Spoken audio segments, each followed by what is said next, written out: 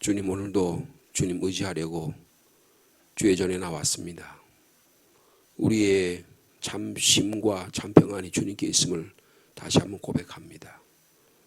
세상에 풍랑이 일고 파도가 치고 창수가 일어나고 온갖 고난과 시험이 다가온다고 할지라도 주님 의지하면, 주님의 팔에 안기면 우리가 요동하지 않고 오늘도 살아가게 해주실 줄로 믿습니다.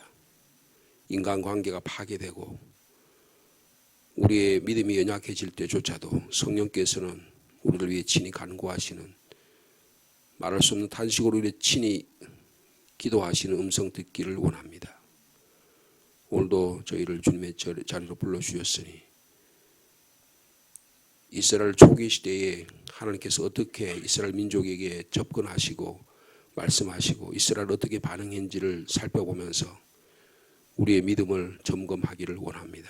사순절 두 번째 주간에 주님의 십자가의 사랑을 더 깊이 깨닫는, 예수 그리스도의 통해 나타난 하나님의 구속의 은혜와 사랑이 얼마나 큰지를 깨달을 수 있는 귀한 시간들 되도록 주님이 축복하여 주시옵소서.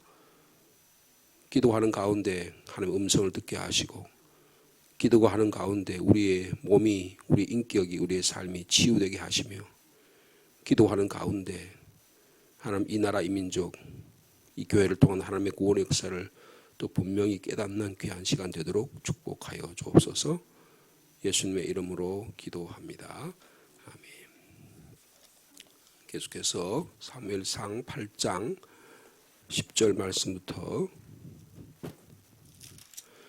22절 마지막 절까지 말씀이 되겠습니다.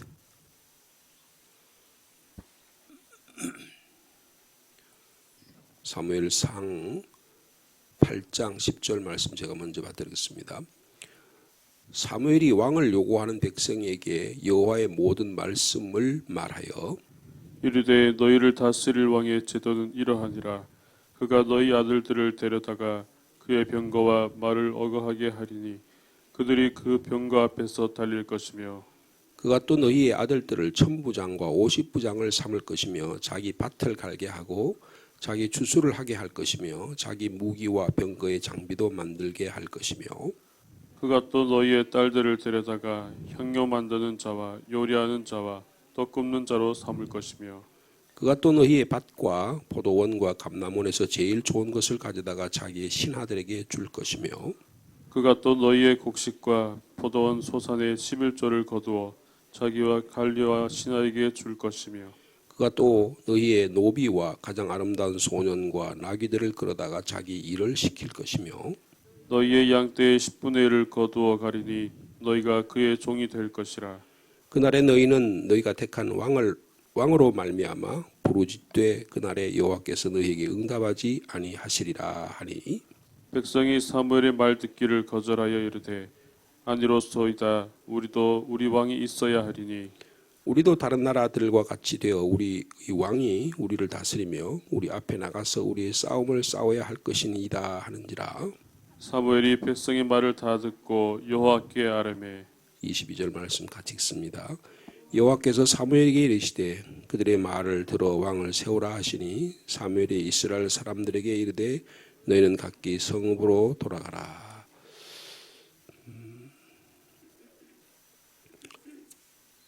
지금 8장이 그 사무엘서 전체의 내용으로 보면 사울 왕이 등극하는 내용의 배경이 되는 그런 내용이 되겠습니다.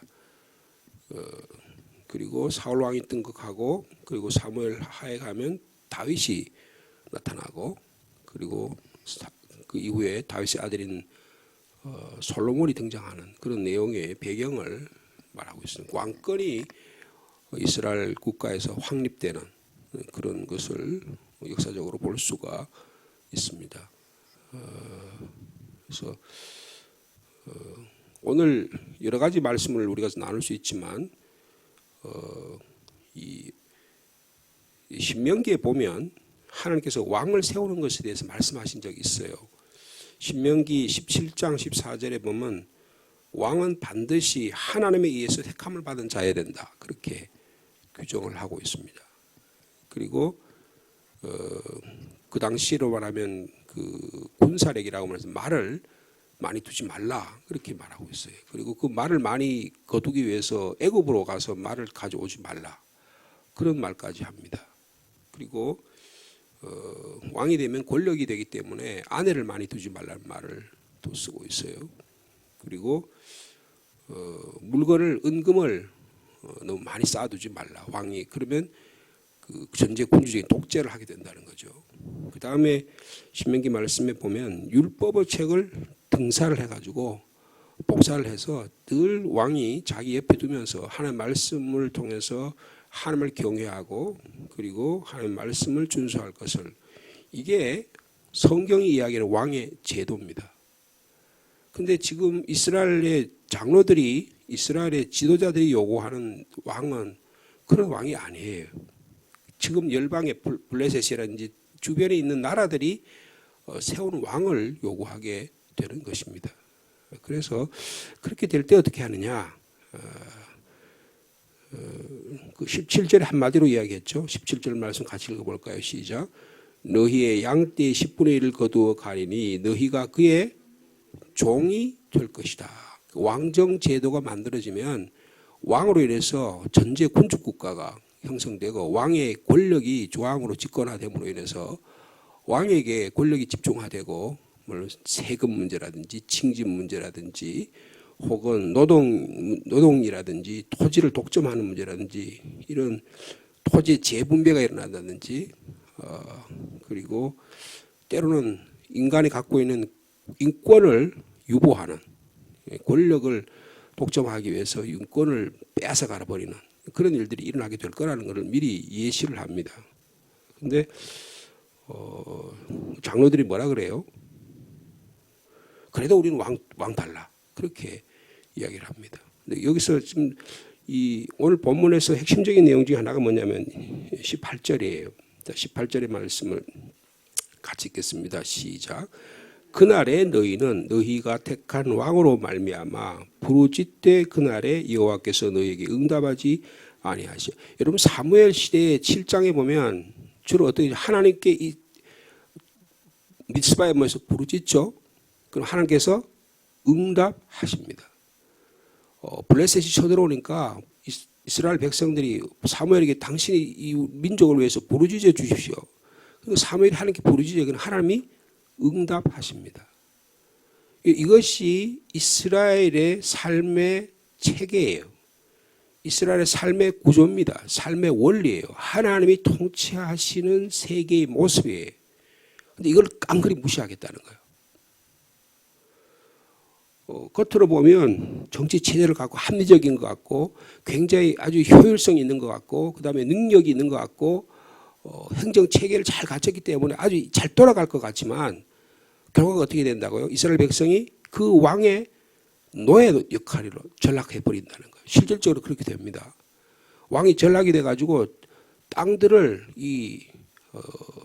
갖고 있던 12지파들이 갖고 있던 땅들을 전부 다 팔아먹게 돼요. 그 왕들과 말하자면 권력 집단들, 좀 자본주의적인 개념만은 부르주아들이 이 땅을 더 많이 차지하게 되는 거예요. 재산가들이 더 많은 권력자들이 유력자들이 힘을 가지고 그것을 차지하게 되는 거예요. 그러니까 이거를 지금 오늘의 경제 체제라든지 이런 말로 좀 표현하자면 왕정을 요구하는 사람들 어떤 사람들일까요? 이스라엘의 장로들입니다. 권력자들이에요. 이름 말할 수 없고 자기의 인권을 말할 수 없고 자기의 뭔가를 말할 수 있는 입장에 있는 사람들은 그런 이야기를 할 수가 없어요. 전부 다 이 왕을 요구하는 사람들은 말하자면 농토도 갖고 있고 그다음에 노예도 갖고 있고 권력을 갖고 있는 그런 사람들이에요. 여러분 최근의 역사를 보면 산업혁명이라는 게 일어나잖아요. 산업혁명이 일어나면서 노동력이 엄청나게 많이 요구를 됩니다. 그리고 기술이 발전하면서 부가 축적이 돼요. 그 부가 축적되면서 그 부를 더 많이 소유하려는 사람들이 그 당시에 중세시대에 갖고 있던 그 왕들, 소수의 승려계급들, 말하자면 제사장들, 이런 사람들이 갖고 있었던 신부들이 갖고 있었던 이런 제도들을 너희들만 힘을 갖느냐? 우리도 힘을 달라. 그게 뭐냐 하면 불란서 대혁명이에요. 그러니까 부르주아 계급이 자기 계급의 권리를 획득하기 위해서 내놓은 게 이게 바로 프랑스 대혁명이라고요. 미국의 독립운동이 일어났습니다. 미국의 독립운동이 뭐냐 하면 프랑스라든지 이런 여러 주변에 유럽에 갖고 있던 권력을 갖고 있던 소수의 권력을 갖고 있는 사람들이 아니다. 이 권력이 우리에게도 다 가져와야 된다. 모든 사람에게 하나님이 자유를 주셨다. 그 인권 사상이에요. 그게 지금까지 미국이라는 나라를 200년 이상 지탱해 온 것입니다.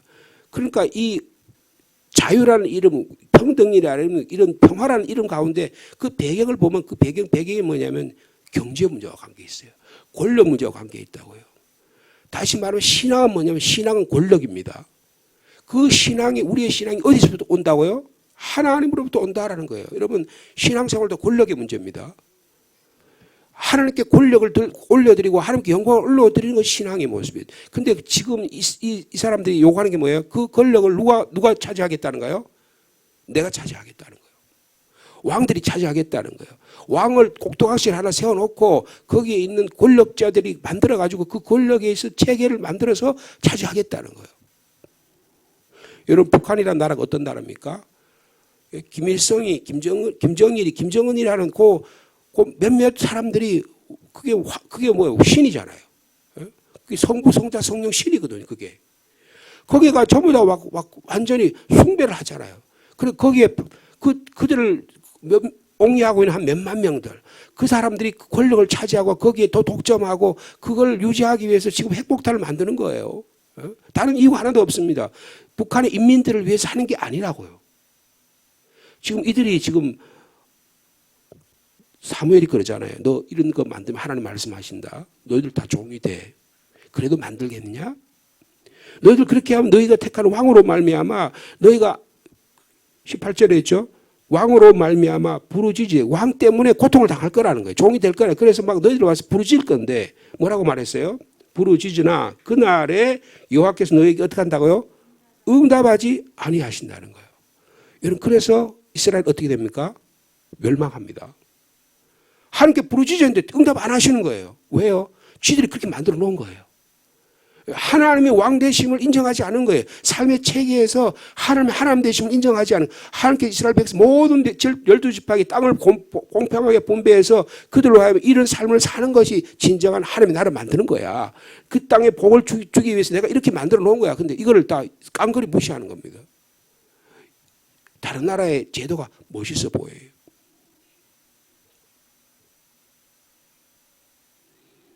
이 10절에는 뭐라고 이야기합니까? 그럼에도 불구하고 백성들이 사무엘 말을 안 듣고 거절하니까 우리에도 왕이 있어야 되니까 그러면서 뭐래요? 20절에 우리도 다른 나라들과 같이 되어 우리 왕이 우리를 다스리고 우리 앞에 나가서 우리의 싸움을 싸워야 할 것입니다. 라고 계속적으로 주장을 합니다. 여러분 창세기 3장에 보면 하나님께서 동산 중앙에 선악을 알게 하는 열매를 만드셨어요. 그거 먹지 말라고 하셨어요. 근데 뱀이 와가지고 뭐라고 합니까? 그거 먹으면 너가 뭐같이 된다고요? 하나님 같이 될 것이야. 그랬어요. 그래서 보암직도 하고 먹음직도 하고 탐스럽게 할 거, 지혜롭게 할 만큼 탐스럽게 하니까 그것을 먹었습니다. 하나님과 같이 되려고도 하나님부터 추방당해서 하나님과의 관계가 영원히 단절되면 그걸 영적 죽음이라고 말합니다. 그래서 죄가 이 땅에 들어온 거예요. 근데 지금 어떤 겁니까? 이스라엘 민족이 하나님께서 가나안 땅을 주셔가지고 12지파가 골고루 살고 주의 하나님이 직접 통치하는 나라를 만들기를 원하셨는데 지금 어떻게 해요? 우리가 하나님 당신 필요 없어요. 우리는 다른 나라 같이 되고 싶어요. 하와가 마치 하나님같이 되려고 하는 것처럼 인류의 조상이 죄가 들어옴으로 해서 하나님과 동등하게 자기가 교만해서 하나님을 배반하고 하나님같이 되려고 하는 것처럼 이스라엘 민족이 어떻게 되는 거예요? 다른 나라 같이 되고 싶다는 거예요. 그래서 우리 왕이 다스려야 된다는 거예요. 여러분 그래서 어떻게 됩니까? 군대를 만듭니다. 징집을 하죠. 그래서 너희를 다스릴 왕의 제도는 이러하다 11절부터 보면 쭉 17절까지 그 제도를 이야기해요. 징병 징집을 합니다. 징병 징집에서 뭐 하려고요? 상비군을 만드는 거예요. 사사시대는 최소한도 사무엘 시대까지는 상비군이 없었어요. 그냥 전쟁이 일어날 때만 각 지파별로 사람들을 모아가지고 전쟁에 나갔어요. 근데 지금부터는 블레셋처럼 그런 들이 공격하는 게 있으니까 굉장히 그럴듯하잖아요. 그럼 상비군을 만드는 거예요. 상비군을 만들려면 뭐가 필요해요? 사람이 필요하잖아요. 인력이 필요하잖아요. 그러니까 어떻게 해요? 징집을 합니다. 청년들을 다 징집하는 거예요. 일하다가도 전쟁이 일어나면 무조건 징집하는 거예요. 몇 년 동안 근무해야 됩니다. 우리는 지금 우리나라의 군제도는 어떻게 돼 있어요? 징집제도잖아요. 그죠? 그러면 무조건 부르면 국가가 부르면 몇 살부터는 와야 돼요. 징병 징집을 합니다. 군대 상비군을 만들겠다는 거예요. 그 다음에 어떻게 합니까? 그 중에서 군사 제도를 만들어요. 병거와 말을 어겁게 하고 그들이 병거 앞에서 달릴 것을 보병도 만들고 기마병도 만들고 군사 체제를 만들겠다는 거예요. 그 다음에 어떻게 해요? 그가 또 너희 아들들을 천부장 50부장 이게 뭡니까? 장병 군사 체제를 만드는 거예요. 그 다음에 자기 밭을 갈게. 이 자기 밭은 누구 밭이에요? 왕의 밭이에요. 군사력을 만들어야 되니까 자기 밭을 만드는 거예요. 그런 건 어떻게 합니까? 농사꾼이라든가 기술자들을 국가가 징집을 합니다. 재산을 몰수하는 거예요. 징발을 합니다. 그럼 어떻게 될까요? 권력의 남용이 생깁니다. 전제군주 국가가 되는 거예요. 하나님의 통치를 위협하겠다는 것입니다. 여러분 이게 그냥 우리에게 왕 달라 이런 뜻이 아니에요. 무슨 말이냐면 하나님 당신은 좀 뒷방 늙은이로 물러가고 우리가 지도자가 되겠다는 거예요. 내가 하나님이 되겠다는 거예요. 이건 무서운 여러분 배신의 행위입니다. 무서운 자기가 왕이 되겠다는 자기가 하나님이 되겠다는 선언이라고요.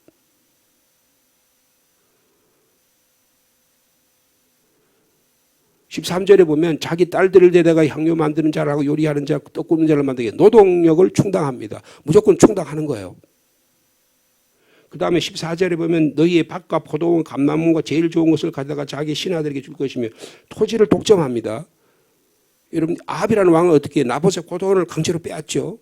뺏어서는 안 될 거라고요. 그게 하나님의 법칙에 의해서 해서는 안 될 거라고요. 너무 많은 것을 왕이 소유해서는 안 된다고 말하는데 말도 많이 소유하고 보병도 많이 소유하고 군사력을 상비군 많이 소유하려고 하는 것입니다.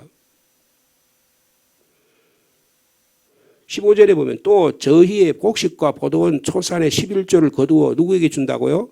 자기의 관리와 신하에게 토지를 재분배합니다. 이런 공산주의가 뭐예요? 땅을 무조건 뺏어가지고 지주 것을 뺏어가지고 그걸 가지고 다시 공산당들이 나눠준다는 거예요. 근데 그게 전부 다 지금 누가 갖고 있어요? 공산당원들만 특수한 소수 계급들만 더 많이 차지하는 거예요. 독차지하는 거예요. 그리고 그들이 땀 흘려 일했던 전통적으로 이루어왔던 그 일들을 모든 걸 다 빼앗습니다. 그래서 북한에서 예수 믿던 사람들 지주 계급들은 전부 다 남한으로 다 내려왔잖아요. 저희 처가가 굉장히 잘 살았대요. 우리 장인어른이 젊은 시절에 말을 타고 다녔답니다. 기타를 치면서 우리 장모님에게 그 사랑의 송가를 불러가지고 결혼을 했대요. 그러니까 얼마나 잘 살았겠어요. 그 말을 타고 다니면서 자기 농토를 다닌 거예요. 근데 예수 믿는 사람들 김일성이가 다 잡아 죽였습니다. 무조건 탄압한 거예요. 그러니까 어쩔 수 없이 다 내려온 거예요. 아무것도 털털 거지가 돼서 내려왔습니다. 토지의 재분배가 일어나니까 권력의 구조가 일어나니까 완전히 나라가 바뀐 거예요. 여러분 그게 70년 이상의 세월에 저 북한 땅 일어나니까 어떻게 하면 결과적으로 저 땅이 얼어붙게 되고 아사자가 속출하게 되고 그냥 삼부자 독재들의 한 2, 3만 명만 되는 그 권력자들이 거기 막 높은 아파트 지어놓고 그냥 권력을 하면서 잘 산다고 이야기하고 나머지 2천만 명은 전부 다 굶주려 죽이고 근데 그게 그냥 그대로 간다고요. 어떤 체제를 대하냐에 따라서 엄청 다릅니다. 남한과 북한의 체제가 얼마나 다릅니까?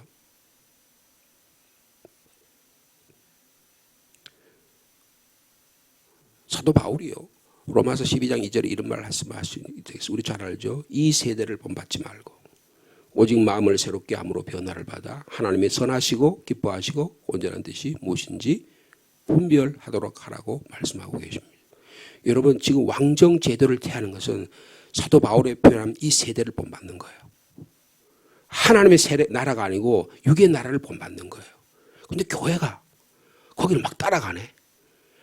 교회가 세상의 제도를 막 따라가지고 거기 못 미치면 교회가 뭐서 안 되는 것처럼 그러기.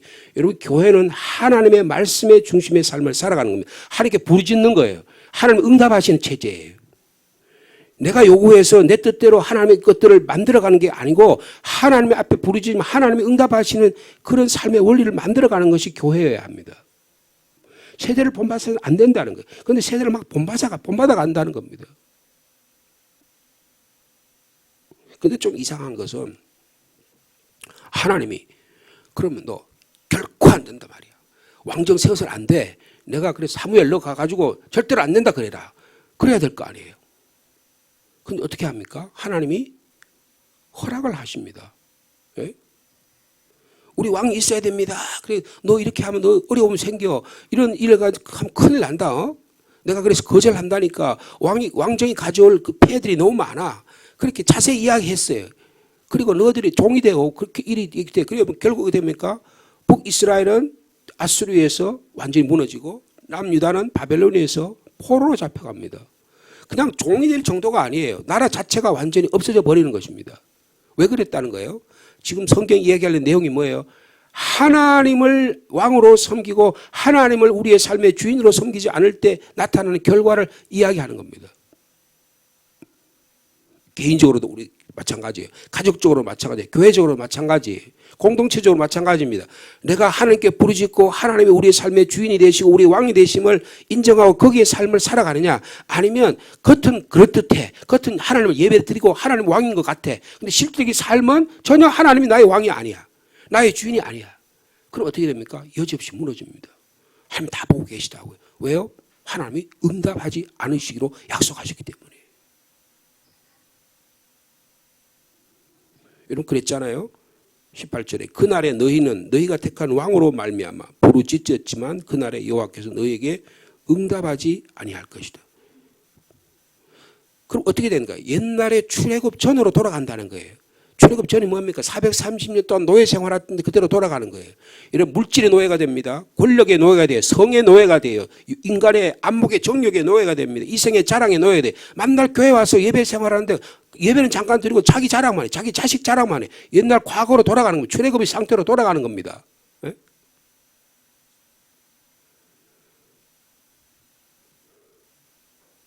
파괴적인 불평등이 일어나는 거예요. 계층 간의 갈등이 심화됩니다. 여러분 한국 사회가 보다 이만큼 갈등이 심한 사회가 어디 있어요? 굉장히 잘 사는 것 같죠? 그러나 갈등이 심하대. 너무 갈등이 심합니다. 여러분 젊은이들이 지금 뭐 인천이라든지 경기도 뭐 저쪽 지역에 여러분 전세 얻었다가 그냥 다 없어져 가지고 지금 고통당한 사람들이 얼마나 많습니까? 이게 사회적인 경제 제도가 만들어놓은 불평등이에요. 근데 그게 또 정부가 막 그런 일을 하네. 막 경제적이라고 해가 잘 산다 민주당이라는 나라는 막 그 사람들을 부추기네. 그리고 뭐 무슨 노동자들이 권리를 옹호한다 그래가지고 만들어가지고 권력들이 해가지고 폭력을 가하고 부당하게 하고 이런 일들이 갖고서 일어나는 거예요. 여러분 권력자들만 권력하는 게 아닙니다. 노동자들도 단결해서 권력을 행사하는 거예요. 잘못된 권력을 행사하는 겁니다. 여러분 이것이 이 사회의 모습이에요. 하나님께서 너희가 왕이 되려고 해? 너희 왕 세우려고 그래? 그러지 마. 하나님 경고하셨어요. 사무엘이 기도를 통해서 이렇게 앞에 자세하게 11절부터 18절, 17절까지 이렇게 하면 너희가 종이 될 거라고 이야기해요. 그날에 너희가 너 그 왕 때문에 결국은 하나님께 부르짖어도 내가 응답하지 않겠다고 이야기까지 해요. 그런데 뭐라고 얘기합니까? 백성이 하나님 종인 사무엘의 말을 듣기를 거절합니다. 그리고 아닙니다. 우리도 우리의 왕이 있어야겠습니다. 다른 나라 같이 되어서 우리 왕이 우리를 다스리고 우리 앞에 나가서 싸워야 됩니다. 자, 22절에 뭐라고 말합니까? 여호와께서 사무엘에게 이르시되 그들의 말을 들어 왕을 세우라. 왕의 제도를 허락해요. 이게 참 이상합니다. 왜 그럴까요? 왜 그럴 것 같아요? 왜? 왕을 세우는 것을 이처럼 나쁜 것이라고 말씀했는데 왜 하나님은 그들에게 왕 세우는 것을 허락하셨을까요? 정말 하나님 왕 세우는 걸 허락하셨을까요? 실질적으로 9장의 내용은 뭡니까? 사울을 왕 세우는 이야기예요. 하나님께서 사무엘을 통해서 왕을 세웁니다. 왕을 구하는 것이 결국은 왕이신 하나님을 거절하는 것이라는 걸 분명히 지금 여기 선언하고 있고, 너희들 그래서 나중에 문제가 생겨가지고 그러면 나한테 살려달라 그러면 내가 들어줄 것 같아. 안 들어준다. 이렇게까지 얘기했는데 그러면 하나님께서 강력하게 거절하셔야 될 것 같은데 허락을 하세요. 이게 뭘까요? 우리 신앙의 모습이 희망이에요. 우리 현실의 모습입니다. 기도하고 예배하고 거룩한 생활하는 것 같지만 우리 삶은 내 멋대로 갑니다. 내 상식대로 가는 거예요. 그래가지고 갈기갈기 찢어지고 질병이 생기고 가정에 파탄이 일어나고 내 삶에 어려움이 생겨요. 그럼 하나님 좀 들어주십시오. 들어주십시오. 하나님 안 들어주세요. 이게 우리 삶의 모습과 너무나 유사하다고요. 우리의 현실의 모습을 있는 그대로 보여주는 거예요. 여러분, 하나님은 이런 식으로 역사하십니다. 하나님 우리의 개인적인 인격을 존중하십니다. 우리를 기계처럼 다루시지 않으시더라는 거예요. 그러나 하나님은 분명히 말씀하고 하나님의 창조의 질서가 뭐고 하나님의 구원의 질서가 뭐고 하나님의 복을 받는 원리가 무엇인가를 성경 우리에게 분명히 말씀해 주고 있다는 것입니다. 여러분, 지금 하나님 지금도 우리의 간구에 귀를 기울이십니다. 우리를 변함없이 보호해 주시고 복 주시기를 원하십니다. 그러니까 우리가 하나님 기준에까지 갈 필요가 없어요. 하나님이 우리의 상황 가운데 내려오시겠다는 거예요. 여러분, 이게 인생의 역사의 파라독스한 아이러니한 면이에요. 우리의 기준에 맞춰서 이렇게 될 것 같지만 그렇게 안 된다는 거예요. 우리가 하나님 기준에 다 맞춰서 살려면 우리가 죄인이기 때문에 그렇게 할 수 없어요. 그럼 어떻게? 하나님이 우리의 삶으로 내려오신다는 거예요. 하나님이 우리의 삶 속에 여러분이 지금도 하나님이 이거 가운데 하나님의 겸손하신 모습, 하나님의 낮아진 모습 여기에 드러나고 있습니다. 여러분, 자녀를 키워보면 아시잖아요. 자녀를 이길 부모가 있어요? 하나도 없습니다. 이게 분명히 잘못된 거 알아요. 근데도 그러면 안 된다. 그런데 엘리가 뭐 힘이 없어서 그렇게 했어요. 아이 자식이 말을 안 듣네. 그거 어떻게 해요? 네 멋대로 한번 해봐라. 이스라엘이 하나님이 선택하는데 그들이 그들대로 마음대로 하다 버려두는 거예요.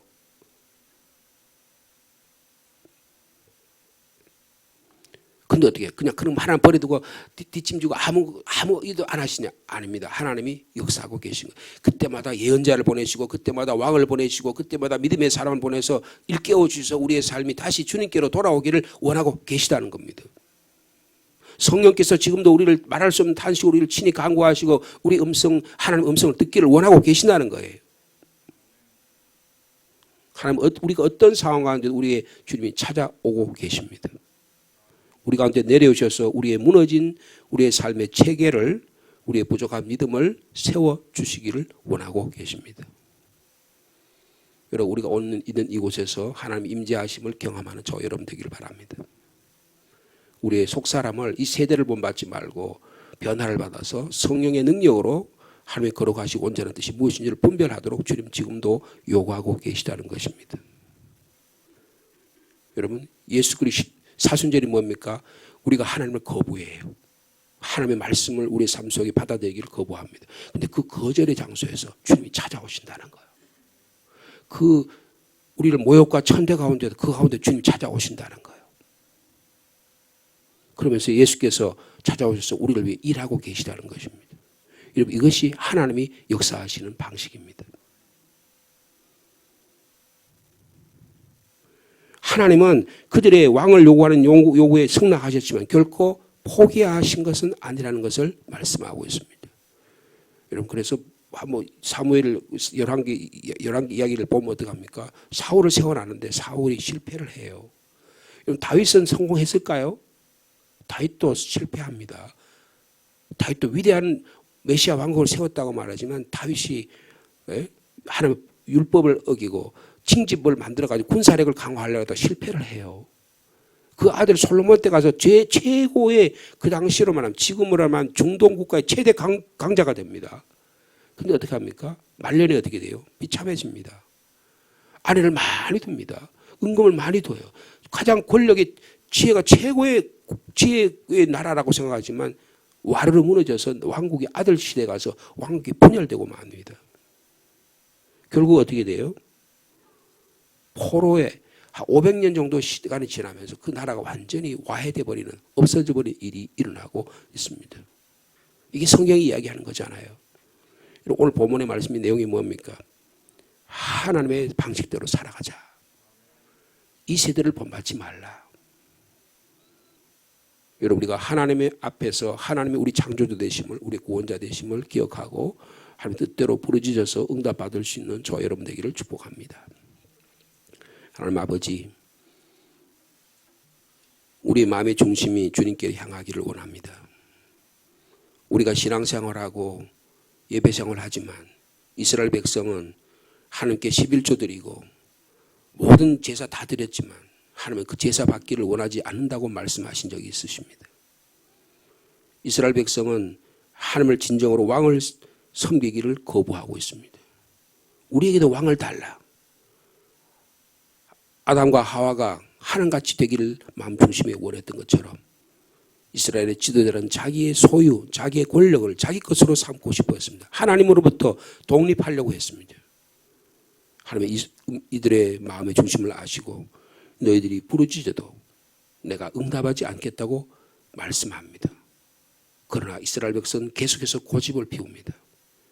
우리의 삶의 모습과 너무나 유사합니다.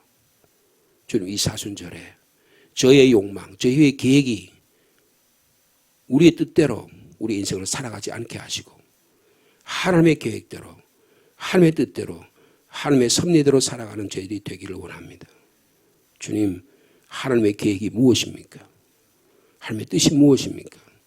하나님, 우리 개인과 가정과 이 교회를 향한 하나님의 뜻이 무엇인지를 깨닫는 이 아침이 되게 하여 주옵소서.